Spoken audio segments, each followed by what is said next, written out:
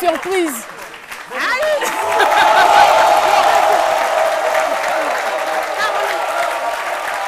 Quelle surprise. Bienvenue. Wow.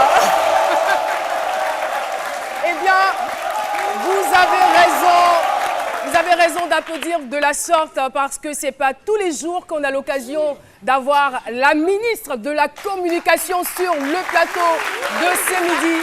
C'est une grande surprise, on est très heureux, mais en même temps, Madame la ministre, nous sommes forcés de vous poser la question de savoir qu'est-ce qui nous vaut l'honneur, que nous vaut l'honneur de votre présence sur ce plateau. Alors d'abord, bonjour Caroline. Bonjour et bienvenue. Bonjour à vos invités et bonjour au public.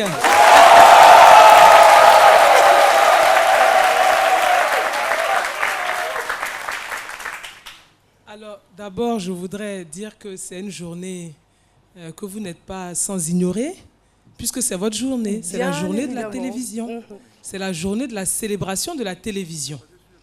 Alors à cette occasion, il était important pour moi de venir à la RTI, comme je l'ai fait très souvent, notamment il y a 3 ans. Et je me suis arrêtée, donc chaque année quand je suis venue à la RTI, j'ai fait des déclarations. Et il y a 3 ans, je suis venue rencontrer les techniciens de la RTI. Et cette année, j'ai décidé d'aller à la conférence de rédaction pour savoir comment se font les journaux télévisés. Et je me suis dit, je ne m'arrêterai pas en si bon chemin. Pourquoi ne pas faire une incursion chez Caroline à ce midi? C'est vraiment gentil de votre part. Alors donc voilà la simple explication. On allait bien s'habiller, moi-même j'ai honte. Hein? Non, vous êtes... Mais Philo, c'est pas grave. Je vous rassure, vous êtes très bien comme ça. Ça va. J'allais chercher mon... Allons chercher nos CV. Allons chercher nos CV. Ministre est là, tu n'as pas cherché ton CV. Ils sont de la même race. Alors, Madame la ministre, quel regard portez-vous aujourd'hui sur le paysage audiovisuel? Nous allons partir d'abord de l'Afrique, donc d'un cas général, et ensuite de la position que vous croyez que la RTI a dans ce paysage-là. Alors en tout cas, déjà, dans les remerciements, il faut que, et dans les félicitations aussi, il faut que j'en profite pour féliciter le réalisateur de l'émission C'est Midi, qui est une émission regardée. Merci beaucoup. Il vous arrive quand même de suivre l'émission de temps en temps? Absolument. C'est pour ça que je sais comment ça se passe. Voilà, c'est pour ça. Donc, Joseph Andiou, je voudrais le féliciter, le rédacteur en chef. Et puis féliciter tous ceux qui travaillent à la RTI. Tous ceux qui travaillent à la RTI pour nous donner évidemment ces belles émissions. Féliciter tous les travailleurs, les présentateurs qu'on voit et les travailleurs anonymes qu'on ne voit pas. Qui jouent aussi un très grand rôle. Qui jouent un rôle formidable parce que sans eux, là, il n'y a pas d'émission. C'est clair. Vraiment, les caméramens. Je voudrais féliciter tout le monde. Et bien entendu, je pense que pour orchestrer tout cela, il y a un maître, un chef d'orchestre, c'est le directeur général, que je félicite également pour le travail qu'il fait. D'accord. Après avoir félicité et remercié la RTI pour son travail qui n'est pas facile. Parce que vous savez, parfois on se plaint comme des enfants. Quand la RTI fait de belles émissions, on est content, on est heureux. Quand il y a des choses qui ne vont pas, on se plaint de la RTI, alors que la RTI travaille. C'est comme si on n'a pas du tout droit à l'erreur. Absolument, comme si la RTI n'avait pas droit à l'erreur. Mais c'est normal parce que la RTI a placé la barre trop haute et trop loin. Et c'est pour cela. Parce que quand vous mettez la barre trop haut, évidemment, on attend beaucoup de vous. C'est clair. Et vous m'avez posé la question, effectivement, de faire une comparaison, un peu de faire une balade à travers tout ce qui se passe ailleurs. Naturellement, il y a des grandes émissions. Mais aujourd'hui, la RTI est comparée à TF1 en France.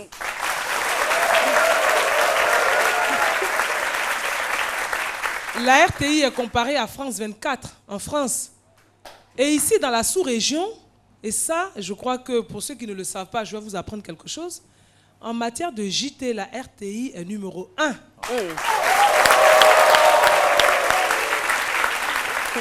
Donc vous voyez, vraiment c'est une fierté. C'est une fierté pour nous de le dire. Ah, vous êtes revenu avec les CV. Dossier nié.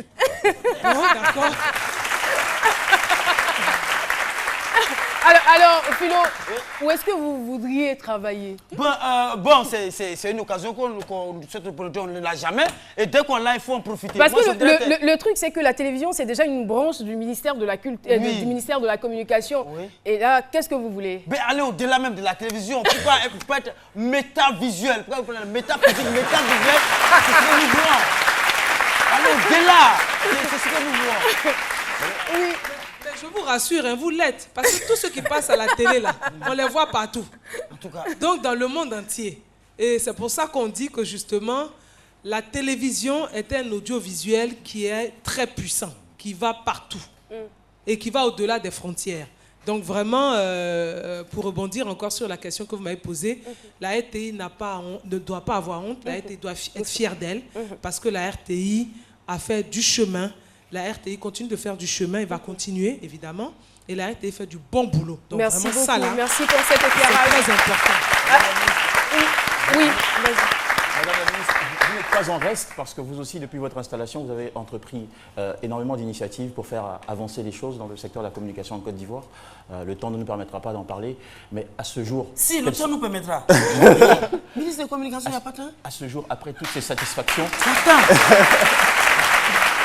Quels sont vos projets, quelles sont vos ambitions pour les années à venir? Parce qu'on est au seuil de l'année 2016 et il y a une année 2017 qui se profile. Tout à fait.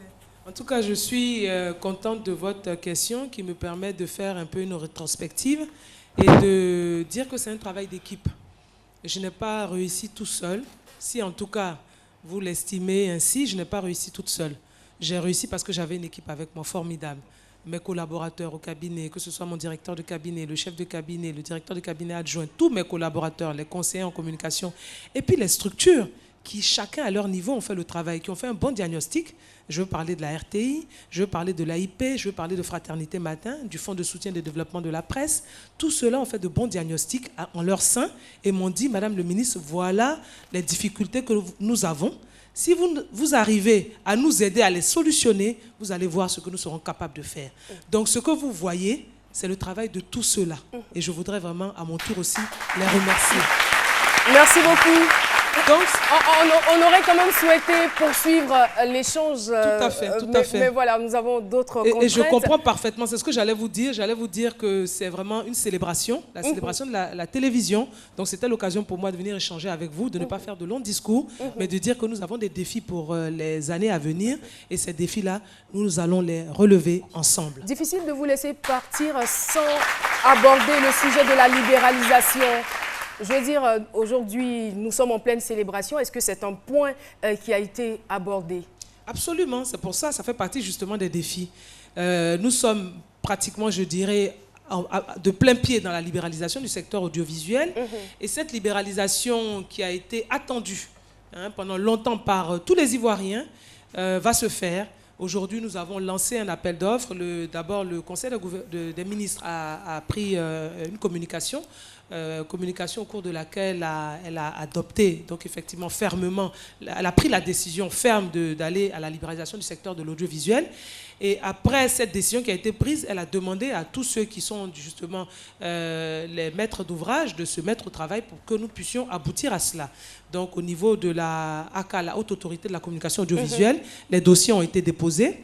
Les dossiers sont en train d'être examinés par une commission d'appel à candidature qui est présidée par le ministère de la Communication avec les ministères techniques qui sont concernés. Et lorsque nous finirons cette phase-là, nous pourrons donner des autorisations à des éditeurs pour pouvoir éditer en Côte d'Ivoire, bien entendu en mettant en place le diffuseur qui va donc autoriser ces différents éditeurs à faire une télévision en Côte d'Ivoire. Maintenant, je voudrais juste préciser cependant que c'est très important au niveau donc, du gouvernement. Nous avons adopté une loi qui va passer bientôt à l'Assemblée nationale et dans le cadre de cette loi-là, nous avons dit très clairement que tous ceux qui vont venir faire de l'édition en Côte d'Ivoire ne le feront que sous réserve de respecter la condition d'avoir un programme qui contienne 20% de production nationale. C'est très important. Merci beaucoup. Ça, c'est très, très important. C'est le message que je voulais faire passer. Merci infiniment, Madame donc on a d'autres défis, Maître Afoussiata Bombalani, la ministre de la Communication, porte-parole du gouvernement, chevalier de l'Ordre national de Côte d'Ivoire. On est très contents, on a été très très heureux de vous avoir sur ce plateau. À ne surtout pas oublier. Et voilà, bonne nouvelle pour Prissy et Philo. Madame la ministre part avec leur dossier en main.